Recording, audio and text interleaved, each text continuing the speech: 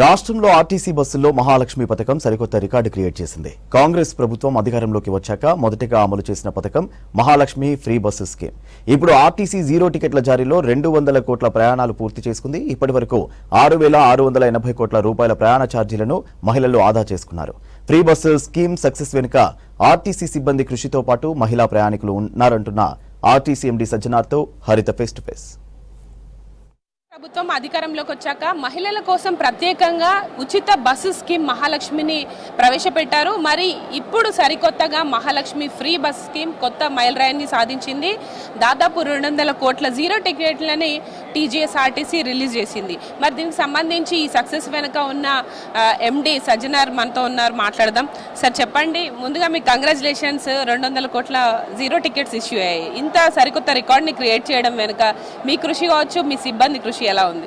ముఖ్యంగా మన సిబ్బంది అందరూ కూడా నేను పేరు అభినందించాలి. ఎందుకంటే చాలా పని భారం ఎక్కువ కావడం జరిగింది ఈ స్కీమ్ ఇంప్లిమెంటేషన్ వల్ల. ముఖ్యంగా మన డ్రైవర్స్ కావచ్చు, కండక్టర్స్ కావచ్చు, డిపో మైనర్స్ అందరూ కూడా వాళ్ళందరూ ఒక కృషి వల్లనే ఈ ఒక స్కీము సక్సెస్ఫుల్ అయిందని చెప్పడం నాకు చాలా సంతోషంగా గర్వంగా అనిపిస్తుంది. అదేవిధంగా ఈ స్కీమ్ లాంచ్ చేసేందుకు నా తరఫు నుంచి, యాజమాన్య తరఫు నుంచి, సిబ్బంది తరఫున కూడా తెలంగాణ రాష్ట్ర ప్రభుత్వానికి, ముఖ్యంగా మన గవర్నర్ అయిన ముఖ్యమంత్రి శ్రీ రేవంత్ రెడ్డి గారికి, డిప్యూటీ సీఎం భట్టి గారికి, మన minister for transport and BC welfare Ponnam Prabhakar గారికి అందరూ కూడా నేను పేరుగా ధన్యవాదాలు తెలుపుతున్నాను. ఎందుకంటే వాళ్ళ వల్లనే ఈ స్కీమ్ లాంచ్ కావడం జరిగింది. ఇది ఒక ప్రజా రవాణా వ్యవస్థకే ఒక మేలు జరిగిందని చెప్పుకోవడానికి నాకు చాలా సంతోషం అనిపిస్తుంది. దానివల్ల కూడా మన సిబ్బంది ఒక చాలా సంవత్సరం ఉన్న సమస్యలు పరిష్కారం కావడం జరిగింది. దీని ఒక స్కీమ్ వెనుక మన chief secretary Shri Ramakrishna Rao sir, అదేవిధంగా మన special chief secretary Vikas Raj sir, అదేవిధంగా మన finance secretary Sandeep Sultania sir, అప్పుడు ఉన్న ట్రాన్స్పోర్ట్ సెక్రటరీ శ్రీనివాసరాజు గారు కృషి బాగా ఎక్కువ ఉంది. వాళ్ళందరూ కూడా నేను పేరుగా ధన్యవాదాలు తెలుపుతున్నాను. అంటే ఈ స్కీమ్ స్టార్ట్ అవుతుంది అన్నప్పుడు ఎలా ఉంటుంది అనేది చాలా మందికి క్వశ్చన్ ఉండే, అసలు పథకం ఉంటుందా, మధ్యలో తీసేస్తారనే విమర్శలు కూడా వచ్చాయి. దీని గురించి ఏం చెప్తారు?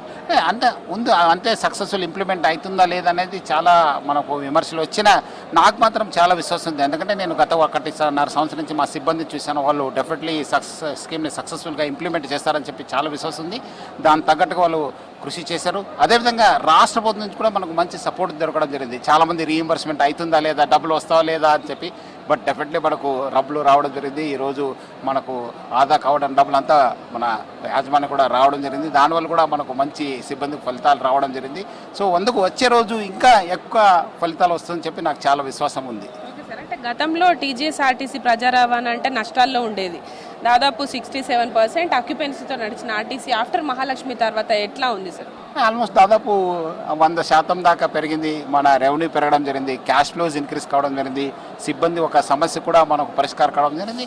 మొత్తం మీద ఓవరాల్ ఒక మంచి స్కీము మన అందరూ కూడా బాగా జరిగిందని చెప్పి, ఒకవైపు పబ్లిక్, ఒకవైపు మా సిబ్బంది కూడా బాగా మేలు జరిగిందని చెప్పి మనం చెప్పుకోవచ్చు. ఇప్పటి వరకు ఆల్మోస్ట్ 2 ఏళ్ళు కావస్తుంది కదా, దీని ద్వారా మహాలక్ష్మి స్కీమ్ ద్వారా ఇప్పటి వరకు రియంబర్స్మెంట్ ఆర్టీసీ సంస్థకి ఎంత ఇచ్చారు ప్రభుత్వం? అంటే ఆల్మోస్ట్ 6,680 కోట్ల రూపాయలు ఏం ఆదా కావడం జరిగింది. అదంతా మనకు రీఎంబర్స్మెంట్ కావడం జరిగింది. కొంచెం అటు ఇటు అయినా గవర్నమెంట్ మనకు రీఎంబర్స్మెంట్ కావడం జరుగుతుంది. నెలకు డెఫినెట్లీ 325 crores ఇవ్వడం జరుగుతుంది. దానివల్ల కూడా మనకు మంచి మేలు జరిగింది. అంటే ఇప్పుడు స్టూడెంట్స్ కావచ్చు, మహిళలు, చాలా మంది ఉద్యోగస్తులు కూడా ఉచిత బస్సుని ప్రయాణాన్ని వినియోగించుకుంటున్నారు. అదర్ ట్రాన్స్పోర్ట్ కంటే కూడా ఆర్టీసీ పైన ఎక్కువ ఆధారపడుతున్నారు. దీని ద్వారా బస్సుల డిమాండ్ కూడా పెరిగింది. రానున్న రోజుల్లో బస్సులు పెంచే అవకాశం ఉందా, ఎట్లా ఉండదు? ఆల్రెడీ ఇప్పుడు ఆల్మోస్ట్ 1000 బస్సెస్ పైన పెంచాను. ఇంకా వచ్చే రోజు మళ్ళీ ఇప్పుడు 500 బస్సెస్ కొంటున్నాం. ఎలక్ట్రికల్ బస్సెస్ వస్తున్నాం. వచ్చే రోజు మొత్తం సిటీ అంతా ఎలక్ట్రికల్ బస్సెస్ అయితే ఐ థింక్ వచ్చే నెక్స్ట్ ఇయర్ దాకా ఆల్మోస్ట్ 12,000 బస్సెస్ మనకు రాబోతున్నాం. ఎటువంటి ఒత్తిడి ఉండదు, ఎవరు కూడా ప్రెషర్ ఉండదు. మనకు మంచి ఒక ప్రజా రవాణా వ్యవస్థ ఈ తెలంగాణ రాష్ట్రంలో ఉంటుంది.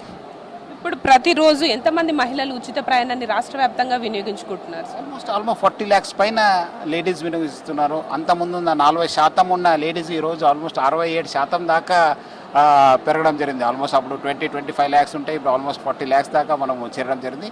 ఐ థింక్ వచ్చే రోజు కూడా ఇంకా పెరుగుతారేమో, అందుకు మన బస్సెస్ కూడా కొనడం జరుగుతుంది. Okay sir. అంటే మహిళలు వినియోగించుకుంటున్నారు, వాళ్ళు సంతోషంగా ఉన్నారు. కానీ మగవాళ్ళ నుంచి వస్తున్న డిమాండ్ వాళ్ళకి సీట్లు కేటాయించడం లేదు, మహిళలకు ఇచ్చిన సీట్లను వాళ్ళు కూర్చోవాలని ఒకప్పుడు మనం నినాదం విన్నాం. ఇప్పుడు మగవారు కూడా అట్లనే అడుగుతున్నారు. వాళ్ళకి ఏం చెప్తారు సార్? ఆల్రెడీ అది దానికోసం మనం బస్సెస్ పెంచడం జరిగింది, కొత్త ప్రొడక్ట్స్ తీసుకోవడం జరిగింది. ఎలక్ట్రికల్ బస్సెస్ వచ్చాను, కొంత స్టాండింగ్ కెపాసిటీ ఉన్న ఎక్కువ బస్సెస్ తీసుకోవడం జరిగింది.